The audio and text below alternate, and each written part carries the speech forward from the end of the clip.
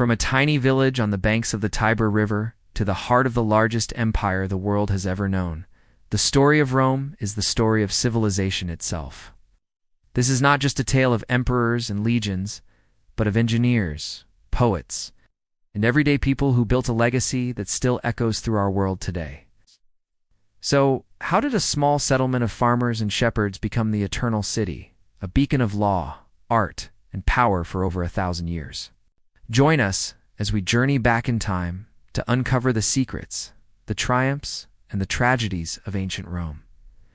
Our story begins not with a grand city, but with a legend, the tale of Romulus and Remus, twin brothers suckled by a she-wolf, who founded the city on 7 hills in 753 BC, while this is likely a myth.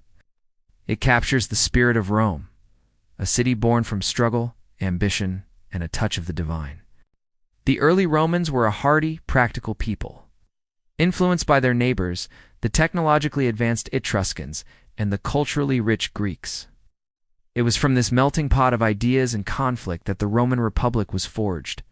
In 509 BC, the Romans overthrew their last king and established a revolutionary new form of government, a republic. Power was no longer in the hands of a single ruler, but was shared among elected officials and the Senate. This system, with its checks and balances, was designed to prevent tyranny.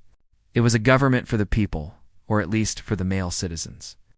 The motto of the Republic, Senatus Populusque Romanus, or SPQR, meaning the Senate and the people of Rome, was stamped on everything from coins to buildings. This idea of a representative government would become one of Rome's most enduring gifts to the world. The Republic was a time of relentless expansion.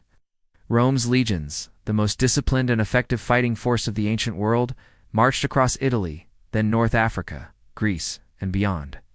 They were not just conquerors. They were master builders. Wherever the legions went, they built roads, aqueducts, and cities, connecting a vast and diverse territory. The famous saying, "All roads lead to Rome," wasn't just a metaphor. It was a literal description of the incredible infrastructure that held the Republic together, facilitating trade, communication, and the movement of troops. But this expansion came at a price. The enormous wealth flowing into Rome created a massive gap between the super-rich and the desperately poor. Ambitious generals, commanding loyal armies, began to challenge the authority of the Senate. The Republic was torn apart by civil wars. Out of this chaos, one man emerged who would change Rome forever: Gaius Julius Caesar. A brilliant general, a charismatic politician, and a gifted writer, Caesar conquered Gaul, modern-day France, and gained immense popularity. His rivals in the Senate, fearing his power, ordered him to disband his army.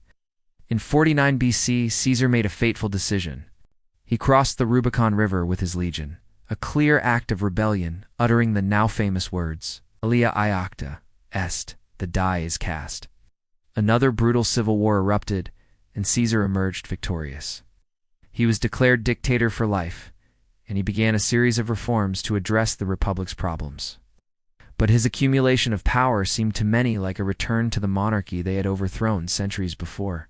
On the Ides of March 44 BC, a group of senators, crying "Sic semper tyrannis," thus always to tyrants, assassinated Caesar in the Senate House. They hoped to restore the Republic, but instead, they plunged Rome into another round of civil wars. The final victor was Caesar's adopted son, Octavian.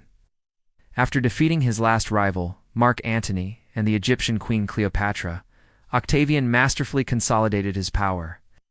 He avoided the title of king or dictator, instead calling himself princeps, or first citizen. But in reality, he held absolute authority. In 27 BC, the Senate granted him the title Augustus, meaning the revered one. The Roman Republic was dead. The Roman Empire had begun. The reign of Augustus ushered in 2 centuries of unprecedented peace and prosperity, known as the Pax Romana, the Roman peace. The empire stretched from Britain to Mesopotamia, from the Rhine to the Sahara. Trade flourished, the arts and literature thrived, and magnificent structures rose across the empire. The Colosseum, an amphitheater that could hold over 50,000 spectators for gladiatorial games. The Pantheon, with its breathtaking, unsupported dome, and countless aqueducts that supplied cities with fresh water, all stand as testaments to the genius of Roman engineering. During this time, life in the city of Rome was a vibrant, chaotic mix of luxury and squalor.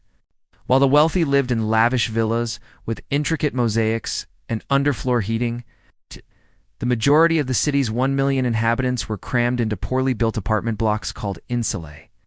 They spent their days at the public baths, the forums, and the games, all provided by the state to keep the population content, a policy known as bread and circuses. It was a complex, cosmopolitan society where people from all corners of the empire mingled, sharing their cultures, goods, and beliefs. But the Pax Romana could not last forever. By the 3rd century AD, the empire was facing a crisis. It was too vast to govern effectively, plagued by economic instability, political corruption, and constant threats along its borders.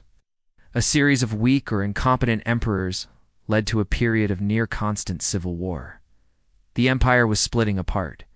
In a desperate attempt to manage the crisis, Emperor Diocletian divided the empire into 2 halves, an eastern and a western part, each with its own ruler. This was a temporary fix, but it set the stage for the final division. At the same time, a new religion was spreading silently but powerfully throughout the empire: Christianity. Initially persecuted for refusing to worship the Roman gods and emperor, the Christian faith, with its message of hope and salvation, appealed to many, especially the poor and marginalized. In a stunning reversal, Emperor Constantine the Great converted to Christianity in the early 4th century. He moved the capital of the empire to a new city he named Constantinople in the east. Christianity became the dominant religion, and the old Roman world was fundamentally transformed. The Western Roman Empire, however, continued to decline. Its economy was in shambles, its armies were filled with non-Roman mercenaries, and it faced relentless pressure from migrating groups, whom the Romans called barbarians. In 410 AD, the city of Rome was sacked for the first time in 800 years, an event that sent shockwaves across the Mediterranean. Finally, in 476 AD, the last Western Roman emperor, a young boy ironically named Romulus Augustulus, was deposed. This date is traditionally marked as the end of the Western Roman Empire. But did Rome truly fall? The Eastern Roman Empire, which we now call the Byzantine Empire, continued to thrive for another 1,000 years, preserving Roman law, Greek culture, and Christian tradition. In the West, the idea of Rome never died. Its language, Latin, evolved into the Romance languages of Europe. Its laws formed the basis of many modern legal systems.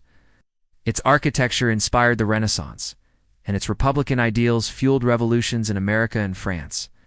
The story of Rome is a timeless epic of human achievement and human frailty. It's a reminder that even the greatest empires are not eternal, but that their ideas, their innovations, and their stories can live on, shaping the world long after their walls have crumbled. The legacy of Rome is not just in ruins and museums. It is woven into the very fabric of our modern world. From the ground beneath our feet to the ideals in our minds, we are all, in some way, children of Rome. Thank you for joining us on this journey through the rise and fall of the Roman Empire. If you enjoyed this exploration of history, please hit the like button, subscribe to our channel, and ring the bell so you don't miss our next adventure into the past.